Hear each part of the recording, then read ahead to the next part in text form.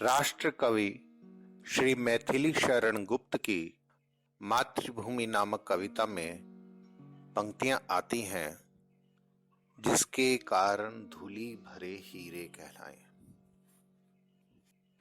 इस कविता में बताया गया है कि मातृभूमि से प्राप्त सार तत्वों से बच्चे का निर्माण होता है और इसी की मिट्टी में लौटकर खेल कूद कर वह बड़ा होता है।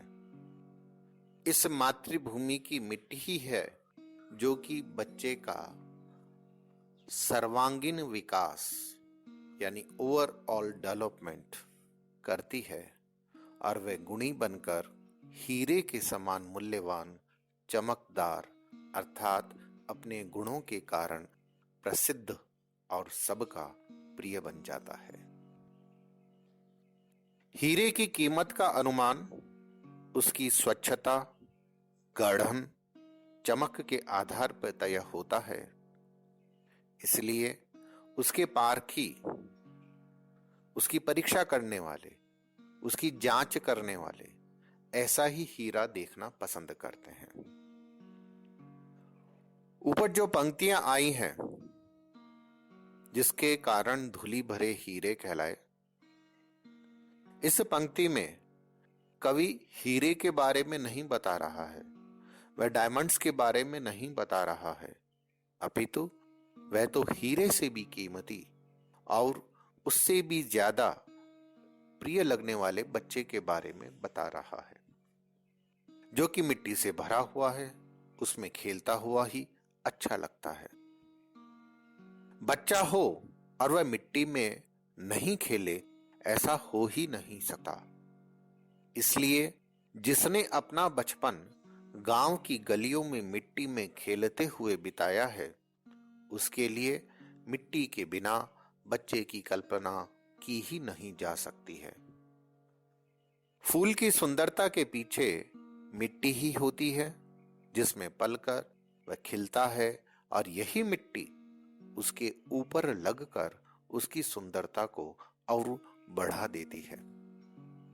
इसी प्रकार से मिट्टी जब बच्चे पर लग जाती है तो उस बच्चे की सुंदरता बढ़ जाती है और साथ ही इससे उसके मिट्टी से जुड़ाव अर्थात उसके प्रति प्रेम का भी पता चलता है। हमारे समाज में सभ्य कहे जाने वाले वर्ग ने सुंदरता को बढ़ाने वाले बहुत से साधनों की खोज कर उन्हें अपनाया है, पर उनकी ये सभी सामग्री बाल श्री कृष्ण के चेहरे पर लगी गोधूली की तुलना में महत्वहीन दिखाई देती है। हम जानते हैं कि हमारी सभ्यता में चेहरे की सुंदरता को बढ़ाने के लिए हम बहुत सारी सामग्रियों का प्रयोग करते हैं, लेकिन ये सभी सामग्रियां बाल श्री कृष्ण के चेहरे पर लगी गोधूली की तुलना में महत्वहीन दिखाई देती हैं। हमारी वर्तमान सभ्यता का धूल के प्रति प्रेम दिखाई नहीं देता है, क्योंकि वह इसके साथ से, इसके स्पर्श से बचना चाहती है। उनकी यह भावना इन बातों से पता लग जाती है कि वह कई मंजिलों वाले फ्लैट में ऊपर के हिस्से में अपना घर बनाना पसंद करती है और अपने बच्चों को धूल में खेलने से मना करती है। उनका मानना है कि यदि बच्चे मिट्टी में खेलेंगे तो उनके कपड़े या अन्य सामग्री जो कि मनुष्य के द्वारा निर्मित है, प्राकृतिक नहीं है, गंदे हो जाएंगे। एक कवि महोदय की पंक्तियां भी वर्तमान सभ्य समाज की मानसिकता को बताती हैं। पंक्तियां हैं, धन्य धन्य वे हैं नर मैले जो करत गात, कनिया लगाए धूरी ऐसे लरिकान की। इस पंक्ति का अर्थ इस प्रकार होगा कि वे मनुष्य धन्य हैं जिन्हें धूल में सने बच्चे को अपनी गोद में लेने का अवसर मिलता है, चाहे बच्चे पर लगी धूल कणों से उसके स्वयं के कपड़े मैले क्यों न हो जाते हो। वस्तुतः इन कवि महोदय ने धूल में सने बच्चे का महत्व इन पंक्तियों में कम ही किया है, उसे बढ़ाया नहीं है। बच्चे को गोद में लेने वाला भाग्यशाली होता है, ये कहकर तो उसने महत्व की बात तो की है, पर दूसरी तरफ मैले शब्द का प्रयोग करके उसने धूल में सने बच्चे को मैला भी बता दिया है, जिसके कारण उस बच्चे को अपनी गोद में लेने वाला जो व्यक्ति है वह भी मैला हो जाता है, उसके कपड़े भी मैले हो जाते हैं। इसके अलावा उसने ऐसे लड़िकान यानी ऐसे लड़के कहकर बच्चों बच्चों में भी भेद कर दिया है। बच्चों बच्चों में भेद किए जाने के कारण यह पता लग जाता है कि जो बच्चे हीरे की तरह साफ सुथरे होते हैं वह उन्हें ही पसंद करता है, उन्हें नहीं जो धूल में सने हुए हों।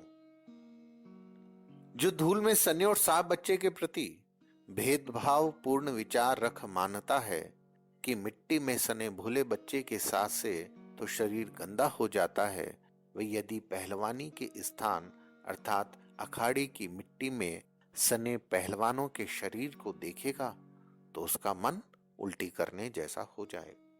जिसने अपना बचपन मिट्टी में खेलते हुए बिताया हो, उसने मिट्टी से सने पहलवानों के प्रति घृणा नहीं होगी, और युवा होकर वह भी अखाड़े में जाकर कुश्ती करना, पहलवानी करना सीखने से स्वयं को रोक नहीं सकेगा। और जैसा पहले बताया है कि मिट्टी के प्रति उसका जो दृष्टिकोण है, उसका जो व्यवहार है, वह भी प्रेम का होगा, वह मिट्टी से घृणा नहीं करेगा। जो व्यक्ति अखाड़े में जाकर कुश्ती करना, पहलवानी करना सीखने से स्वयं को रोक लेता है तो यह उसकी भाग्यहीनता ही कही जा सकती है। पहलवान अपने शरीर पर तेल की मालिश करते हैं और छाछ पीते हैं ताकि शरीर मजबूत बने, और पहलवानी से पहले भी शरीर पर तेल लगाते हैं ताकि दूसरा पहलवान उसे मजबूती से पकड़ नहीं सके। पहलवानी या कुश्ती करने वाले अपनी इस मिट्टी को अपनी इष्ट देवता पर चढ़ाते हैं। अखाड़ी की मिट्टी में सनने का सुख आसानी से सभी को प्राप्त भी नहीं होता है। पहलवान के पसीने भरे चिकने शरीर पर मिट्टी ऐसे फिसलती है जैसे कि आदमी कुआं खोदकर यानी बहुत मेहनती काम करके बाहर आ रहा हो। इसी अखाड़े की मिट्टी में उसकी मांसपेशियां मजबूत होती हैं, उसका व्यक्तित्व सुंदर बनता है, और इस अखाड़े की मिट्टी में शांत भाव से लेटकर वह स्वयं विश्व को जीतने वाले की तरह की भावना को धारण करता है। मिट्टी उसके शरीर को मजबूती देती है, क्योंकि शरीर भी इसी मिट्टी से और इसी मिट्टी में मिलने वाली चीजों से बना है। शरीर और मिट्टी के माध्यम से इस संसार की महत्वहीनता के बारे में बहुत कुछ बताया जा सकता है, परंतु महत्वपूर्ण बात यह है कि जीवन के लिए जितने आवश्यक तत्व हैं वे सभी हमें इसी मिट्टी से प्राप्त होते हैं। हम अपनी प्रिय वस्तुओं की सुंदरता की तुलना फूलों की सुंदरता से किया करते हैं। इन फूलों को सुंदर बनाने का कार्य इसी मिट्टी के द्वारा ही तो किया जाता है।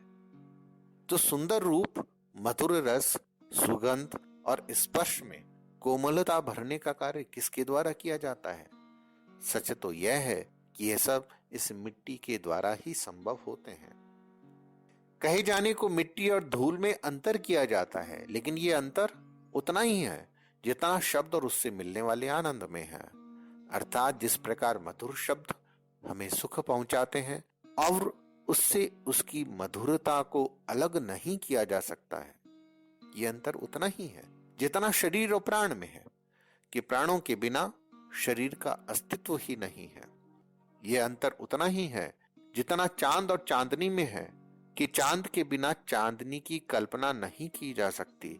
मिट्टी को जिससे आभा अर्थात चमक मिलती है वह धूल ही है, और मिट्टी के रंग रूप की पहचान भी उसकी धूल से ही होती है।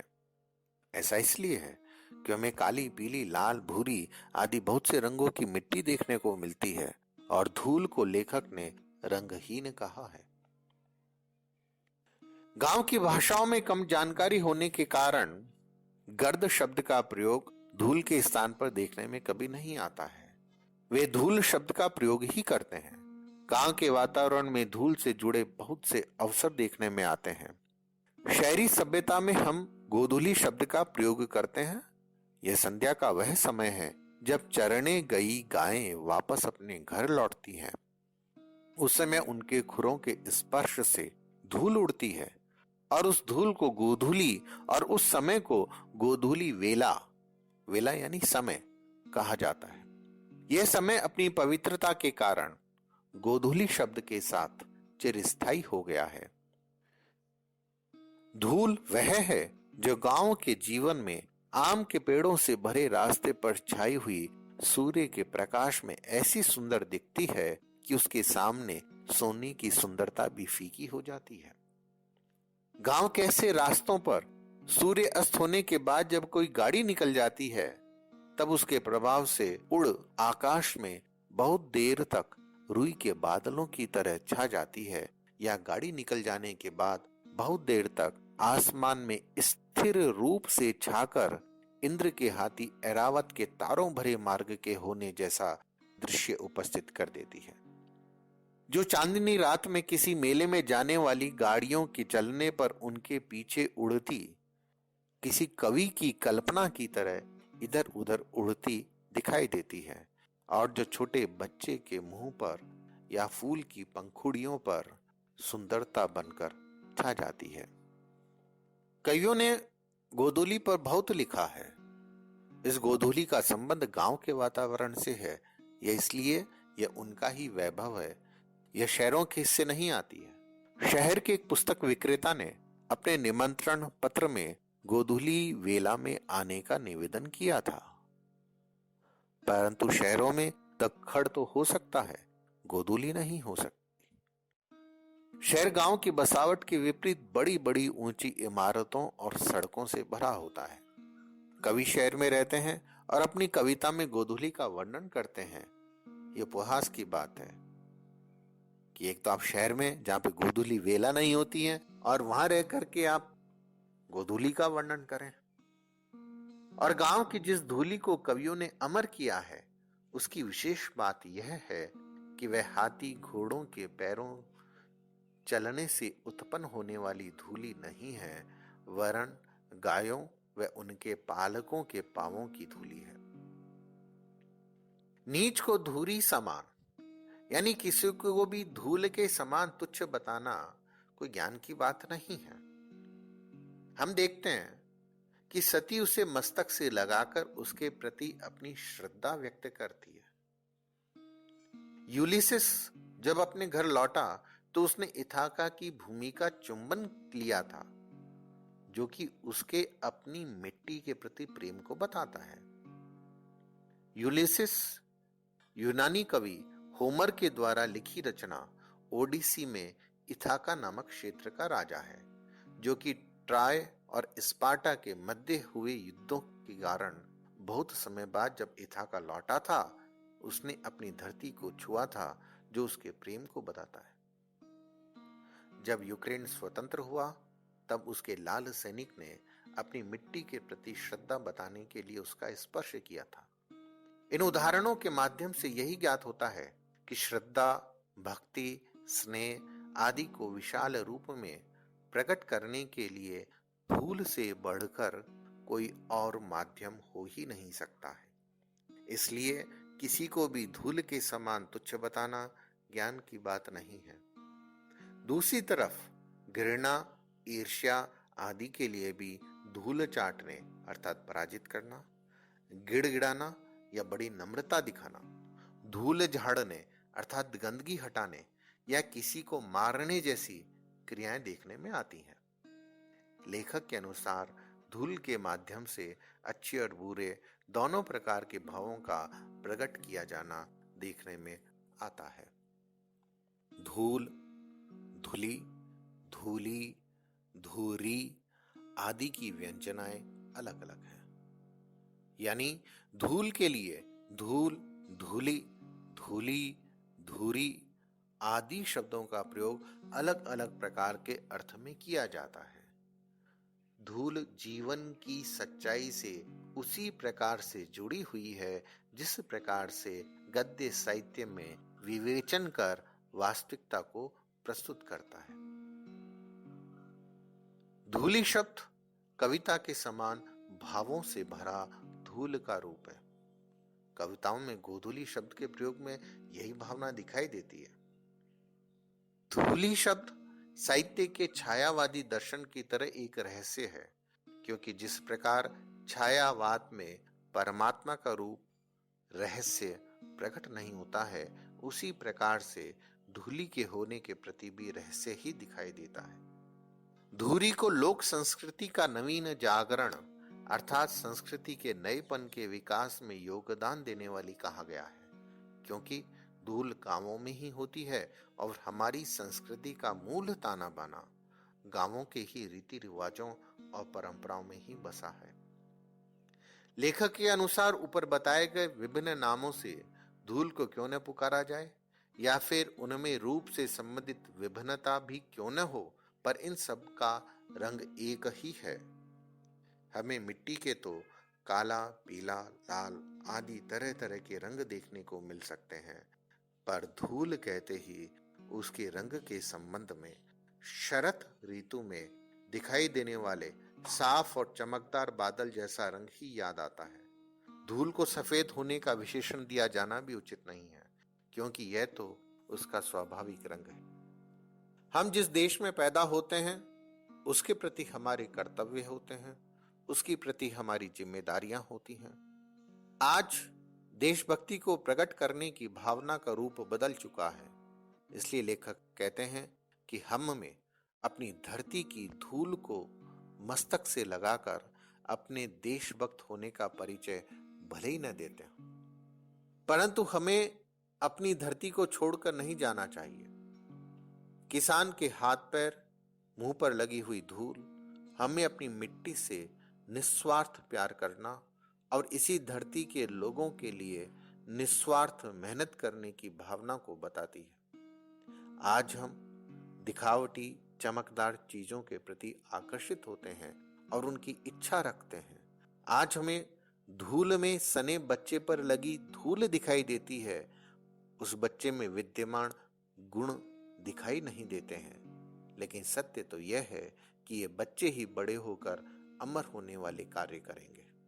जिस प्रकार से हीरा हथौड़ी की चोट से नहीं टूटता है, उसी प्रकार से यह बच्चे अभी तो मिट्टी में खेलकर अपने मजबूत होने का सबूत दे रहे हैं। जब वे कार्य करेंगे तब हमें सहज ही ज्ञात हो जाएगा कि कौन कांच की तरह बनावटी है, कोमल है, दिखावटी रूप में चमकदार है, और कौन हीरे की तरह मजबूत, कीमती और गुणी है।